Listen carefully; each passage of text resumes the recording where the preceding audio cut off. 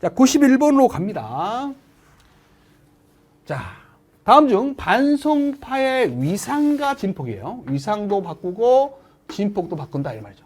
바꾸고 상호 직교하여 신호를 혼합하는 변조 방식 뭐예요? QAM이죠. 그래서 QAM은 ASK 방식과 PSK 방식을 혼합한 일명 APK 방식이다 이렇게 말을 합니다. 자, 92번으로 가겠습니다. 자, 다음 설명과 같은 특징을 갖는 변조 방식은 어느 것이냐 그랬어요. 자, 서로 독립된 반속파를 각각 ASK 변조한다는 게 진폭 변조를 쓴다라는 거죠. 그리고 신호의 위상과 또 진폭으로 정보를 표시한다. 그러니까 한마디로 진폭만 바꾸는 게 아니라 위상도 바꾼다 이런 말이에요. 뭐예요? QAM이 되겠습니다. 답은 3번이 되겠죠. 자, 93번으로 갑니다. 다음 중 정보 전송식 대역폭 효율. 여기 나와 있잖아요. 대역폭 효율의 단위는 bps/Hz가 되는 거예요. 이것이 가장 우수한 변조 방식은 뭐냐? 예, 대역폭 효율은요. 한 번에 보낼 수 있는 비트 수와 동일합니다. 그래서 구하는 공식이 이렇게 돼요. 로그 2의 m진 이렇게 구하시면 돼요. 그럼 이거는 4진이니까 여기다 넣으면 2의 2승위에서 2가 나와요. 얘는 FSK는 2진 FSK라고 부르는 거죠. 그것은 2를 넣으면 1이 나오는 거죠. 그 다음에 ASK도 아무것도 안 써있으면 2진이라고 부르는 거예요. 그럼 2를 넣으면은 1이 나오는 거죠. 대역폭 효율은. 그러니까 얘나 얘는 대역폭 효율은 같죠. 얘는 2가 나오니까 2배죠. 그럼 얘는 16이니까 몇이에요? 16은 2의 4승 아니에요? 그래서 4가 앞으로 가면 4가 되고 로그 2의 2는 1이니까 얘는 4가 되죠. 얘는 이런 것들에 비해서 4배가 높은 거죠. 대역폭 효율이. 그래서 답은 4번이 된다. 다음 중 디지털 변조 방식 중에서 오류 확률이 가장 낮은 건 뭐냐? 예, 보내는 비트 수가 이제 많을수록 오류 확률은 큰 거예요. 근데 보내는 비트 수가 다 2비트씩 똑같죠. 4진이니까 2비트 아니에요? 똑같죠. 그럴 때는 변조 기술 중에서 가장 오류 확률이 적은 건 QM이죠. 그래서 우리가 배운 것 중에 ASK가 오류 확률이 제일 높아요. 그 다음에 FSK고요. 그 다음에 DPSK가 높고요. 그 다음에 PSK. 가장 좋은 게 이제 QAM이죠. 그래서 이쪽으로 갈수록 오류 확률이 적다라는 거예요. 그래서 답은 우리가 이제 여기서 QM이 있으니까 답은 1번이 되겠죠. 자, 95번으로 갑니다. 다음의 변조 방식 중 전송 과정에서 에러 가능성이 가장 낮은 것은 오류 가능성이 가장 낮은 거 뭐라 했어요? QM이라고 했잖아요. 답은 3번이 되겠죠. 자, 다음 중 직교 진폭 변조라고 하는 QAM 방식에 대한 설명으로 옳지 않은 것은 그랬습니다. 자, 1번 진폭과 위상을 혼합하여 변조하는 방식 맞죠? ASK와 PSK 방식을 혼합한 방식이다. 제한된 채널에서 데이터 전송률을 높일 수 있다. 가장 고속의 전송 효율을 얻을 수 있는 게 QAM 방식이에요. 그 다음에 건파 방식으로는 동기 건파나 비동기 건파를 사용한다. 아니죠. 동기 건파만 써요. 비동기 건파는 쓸 수 없는 것이 PSK와 QAM입니다. 답은 3번이 틀렸고요.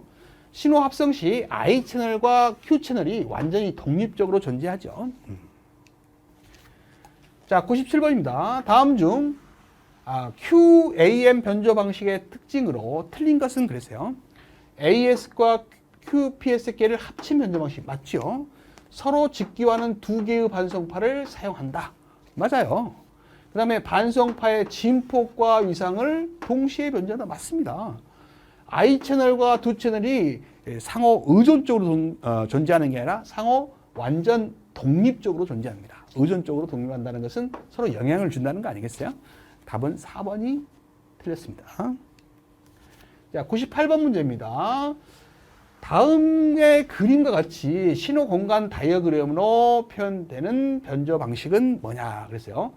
여기 보시면 알겠지만 각각의 위상과 진폭이 다르죠. 그래서 다른 위상과 진폭이 다른 것들이 몇 개가 있어요. 하나, 둘, 셋, 네 개. 한 곳에 네 개가 있고 네 곳에 있으니까 4, 4, 16개의 신호를 구분한 거예요. 진폭과 위상으로. 예, 그래서 16진이라고 할 수 있죠.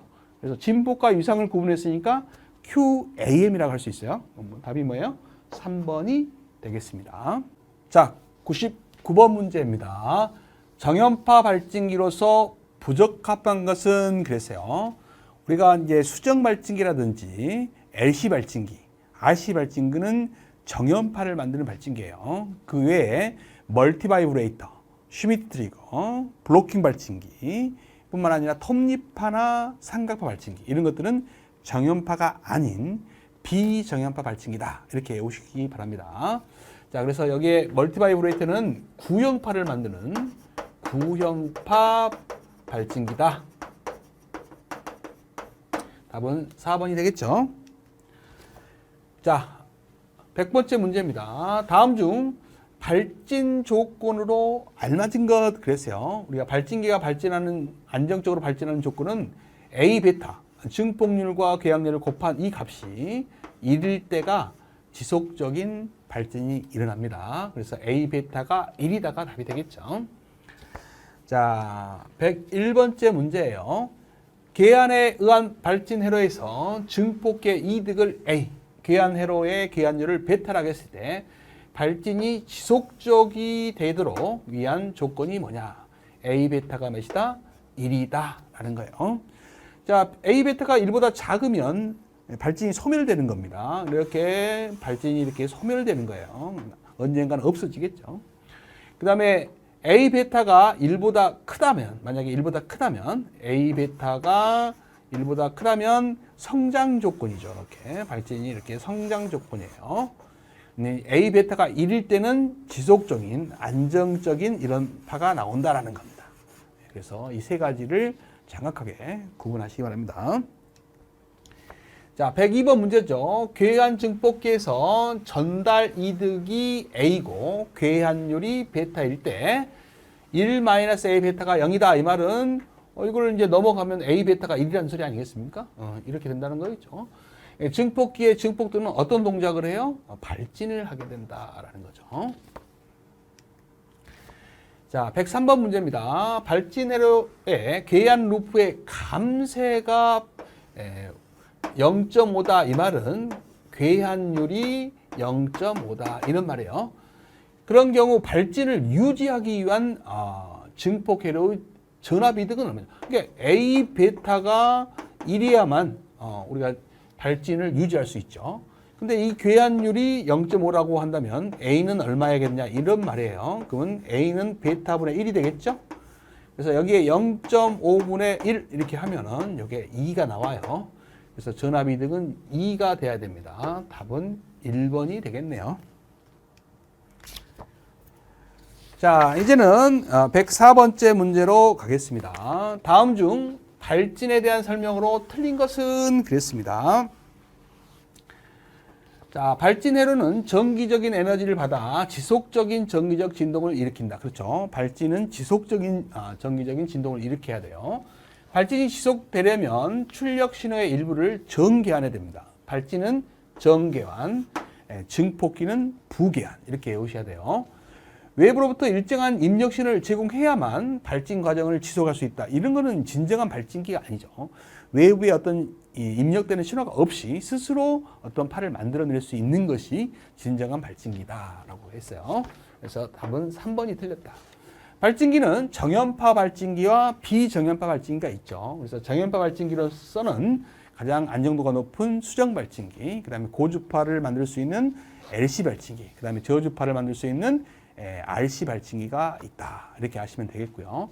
비정연파 발진기로는 대표적인 구형파를 만들어내는 멀티바이브레이터, 그 다음에 슈미트 트리거, 그 다음에 블로킹 발진기, 그 다음에 삼각파 발진기 또는 톱니파 발진기 이런 것들이 정연파가 아닌 비정연파 발진기다라고 합니다. 자, 이제 105번 문제로 넘어가도록 하겠습니다. 다음 중 발진기의 발진 조건으로 틀린 것은 뭐냐? 자, 궤안 회로가 있으면 정궤안으로 동작을 해야 되고요. 위상천이는 0도여야 돼요. 궤안되어서 오는 파와 입력파가 위상이 일치해야 됩니다. 그 다음에 궤안 회로를 포함한 폐 루프 이득은 1이다. 초기 시동에 폐 루프 이득이 1보다 작은 게 아니라 초기에는 1보다 커야죠. 1보다 커야 됩니다. 초기에는. 그러다가 어느 정도 발진이 일어나면 A 베타 값이 1로 일정해야 되죠. 그래야지 일정한 파가 지속적으로 만들어집니다. 자, 106번 문제로 넘어가죠. 다음 중 발진 조건에 대한 설명으로 가장 맞는 것은 뭐냐? 발진 조건, 정교한이죠. 답은 1번이 됩니다. 부기한은 증폭기에 쓴다 그랬어요. 자, 107번 문제로 가겠습니다. 자, 다음 중 발진 조건에 대한 설명으로 틀린 것은 그랬어요. 자, 1번은 괴한 증폭기의 이득과 괴한율 베타를 곱하면 1보다 작으면 발진 진폭이 감소. 그렇죠? A 베타 값이 1보다 작으면 소멸돼요. 작아진다. 진폭이. 2번 괴한 증폭 시 입력 신호와 괴한 신호의 위상이 180도 차이가 나야 됩니까? 0도 차이가 나야죠. 그래서 2번이 틀렸다. 그럼 3번은 증폭된 출력의 일부를 입력적으로 전개해야 한다. 그렇죠? 4번은 발진이 지속되려면 상태 유지를 위해서는 A 베타 값이 항상 1이어야 된다라는 거 잊지 마시기 바랍니다. 자, 108번 문제로 가죠. 다음 중 발진 조건으로 적합한 건 그랬네요. 자, 괴한 루프의 위상 지연은 90도가 아니라 0도여야 됩니다. 일치해야 된다 그랬죠. 괴한 루프의 전압 이득은 0이 아니죠. A 베타가 1이 돼야 되고요. 위상 지연이 0도여야 되죠. 다 틀렸네요. 괴한 루프의 이득의 크기는 1이 돼야 된다라는 거죠. 그 다음에 위상 지연은 0이 돼야 된다. 이게 맞았네요. 3번. 답은 3번이 맞았습니다. 자, 109번 문제로 가겠습니다. 자, 외부로부터 정기적인 신호가 없어도 회로 내에 교류 신호인 전기 진동을 발생하는 회로. 이게 이제 발진기의 정의죠. 그래서 발진기다. 답은 4번이 되겠습니다. 자, 110번 문제로 가죠. 다음 중 발진기와 관련이 없는 것은 그랬네요. 발진기와 관련이 없는 것. 자, 발진기는 부기한을 합니까? 아니죠. 정기한을 하죠. 그 다음에 수정 발진기라는 게 있고요. 전압 제어 발진기도 발진기의 종류죠. 답은 1번이 되겠습니다. 자, 111번으로 갑니다. 다음 중 발진기에서 이용되는 괴한 회로로 옳은 것은 당연히 발진기는 무슨 괴한? 정괴한이다라는 거예요. 자, 112번으로 갑니다. 인가되는 역전압의 직류전압에 의하여 자, 캐패시턴스예요. C가 가변되는 소자를 이용해서 발진 주파수를 가변하는 발진으로. 이게 이제 전압 제어 발진기를 설명하고 있는 거예요. 일명 VCO라고 하죠. 전압 제어 발진기를 설명하고 있는 겁니다. 자, 요거 문제는 별표 해놓고 전압 제어 발진기를 설명하고 있다. 이렇게 알아두시면 되겠네요. 자, 113번으로 가죠. 다음 중 발진 회로를 구성하는 요소가 아닌 것은 뭐냐 그랬어요. 자, 발진 회로를 구성하는 것은 아까 전기한은 써야 된다 그랬죠. 전기한을 해야 되고 위상을 바꿔서 하는데 괴한되어 오는 신호와 입력되는 신호의 위상차는 0이 돼야 된다 그랬죠. 그 다음에 RC 타이밍 회로. 이게 이제 발진 주파수를 결정해주는 회로예요. 발진 주파수를 결정해주는 회로입니다. 그래서 1, 2, 3번은 맞고요. 감쇄 회로는 필요 되겠습니다. 자, 114번 문제로 가죠. 그림을 딱 보자마자 우리가 L이 두 개고 C가 하나죠. 3소사 발진기인지 금방 알아야 돼요. 그래서 LC 발진기 중에서 자, 여기와 여기 사이에 소자 하나 있고 여기와 또 여기 사이에 소자가 하나 있고 여기와 여기 사이에 소자가 하나 있죠. 그러면 3소자 발진기인지 알아야 됩니다. 이제 L이 두 개 있을 때는 하틀리, C가 두 개 있을 때는 콜피츠. 그 다음에 요 두 개의 소자가 이제 발진 소자죠.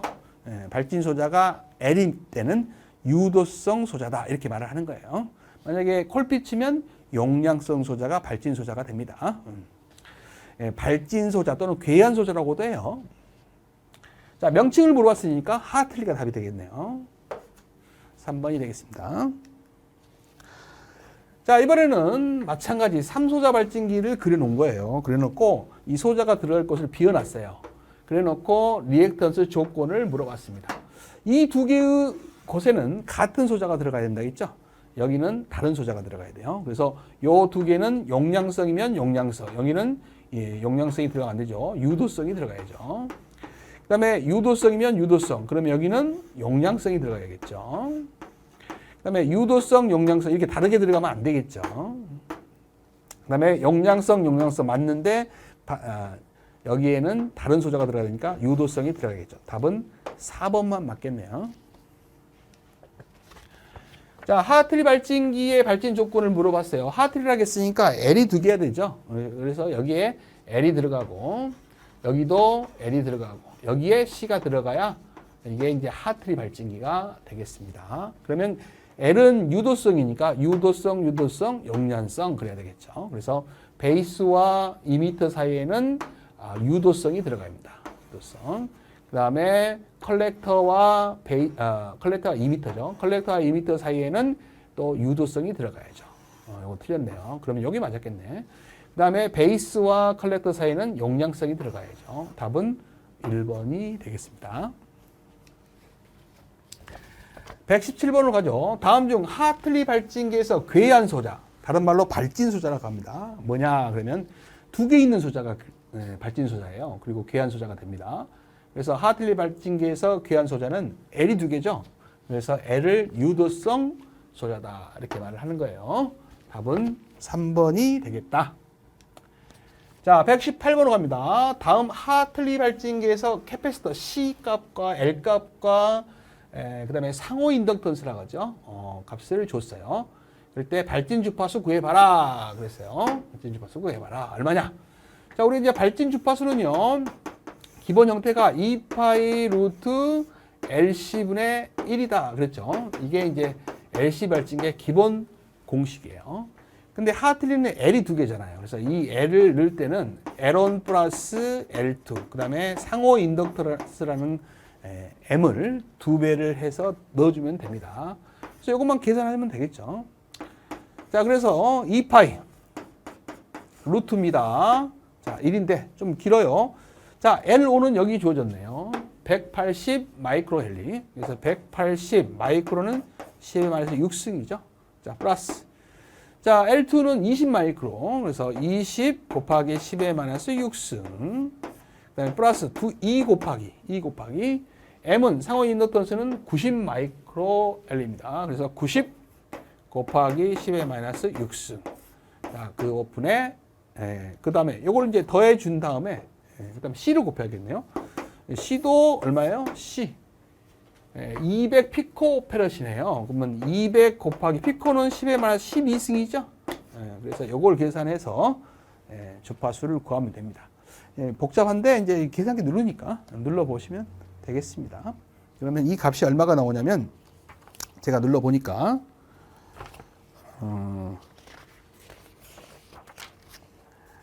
이 값이 577kHz가 나오네요. 답은 4번이 되겠어요. 자, 다음 중 클랩 발진기의 특징을 물어보고 있어요. 자, 요즘은 이제 클랩을 자주 물어보는 시기는 아닌데 과거에 나왔던 문제니까 살펴보도록 하죠. 우리가 이제 LC 발진기 중에서 시험 문제 많이 나오는 게 3소자 발진기라겠죠. 자, 여기가 이미터고 여기가 컬렉터라겠어요. 그 다음에 여기가 베이스라겠습니다. 자, 베이스와 이미터 사이에 소자가 하나 들어간다고 했고요. 컬렉터와 이미터 사이에 소자가 하나 들어간다. 그 다음에 베이스와 이 컬렉터 사이에 또 소자가 하나 들어가죠. 그래서 3소자 발진기다. 물론 자세히 그리면 여기에 접지가 되어 있어야 됩니다. 자, 근데 이제 여기에 L이 들어가면 얘도 L이 들어가야 돼요. 여기는 C가 들어가야 된다 그랬죠. 그걸 하트리라 하겠습니다. 그 다음에 여기에 이제 C가 들어가면 여기도 C가 들어가야 돼요. 그럼 여기는 L이 들어가야죠. 이것을 콜피츠 발진기라 그래요. 콜피츠.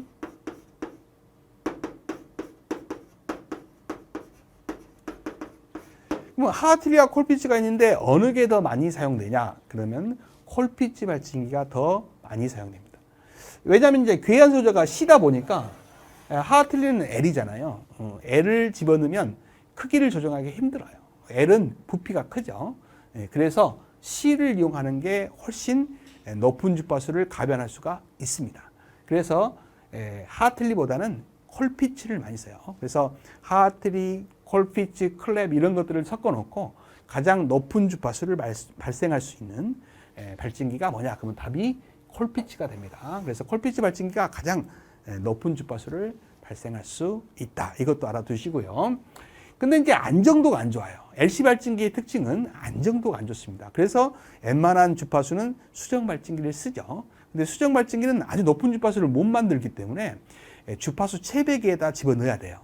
그래서 채배기를 집어넣어버리면 내가 원하는 파도 만들어지지만 내가 원하지 않는 어떤 불효파 성분들이 많이 만들어진다고 말씀드렸죠. 그래서 아주 높은 주파수는 이 LC 발진기를 이용한다. 근데 이제 안정도가 안 좋다 보니까 좀 안정도를 높이기 위해서 만든 것이 클랩이에요. 자, 이 콜피츠를 가지고 만들었어요. 여기다가 C를 하나 조그마한 걸 달았어요. 여기에 C1, C2가 있다면 이 용량보다 훨씬 작은 걸 만들었어요. 그래서 C3를 집어넣습니다. 그러면 이걸 왜 넣냐? 그러면 안정도를 높이기 위해서요. 안정도를 높인다라는 거죠. 그래서 LC 발진기 중에서 가장 안정도가 높은 발진기는 뭐냐? 그러면 클랩이 되는 거예요. 이 클랩 발진기가 가장 안정도가 높은 거예요. 그 대신 발진 주파수는 크지 않습니다. 안정도를 높이기 위해서 C3를 넣었지만 발진 주파수는 높지 않아요. 그러나 안정도를 높였다. 그 다음에 뭐 가지고 만들었다? 콜피츠를 가지고 만들었다. 이런 것들을 정리하시기 바랍니다. 그래서 클랩 발진기의 특징은 콜피츠 발진기를 가지고 만들었다는 거. 그 다음에 발진 주파수가 비교적 안정적이죠. 수정보다는 안정적이지는 않아요. 근데 이제 LC 발진기 중에서 안정도가 안정적이다. 그 다음에 발진 주파수 범위가 작아요. 제일 큰 건 콜피츠라겠죠. 그 다음에 발진 출력이 크지 않습니다. 적습니다. 그래서 답이 4번이 틀렸다라는 거예요. 아시겠죠? 자, 120번으로 갑니다. 자, LC 발진기에 해당되지 않는 것은 그랬어요. 콜피츠가 있었고요. 하틀리가 있었고 클랩이라는 게 있었죠. C3 하나 더 넣어가지고 안정도를 높인 발진기가 있었어요. 자, 위상천이 발진기는 RC 발진기를 말하는 거죠.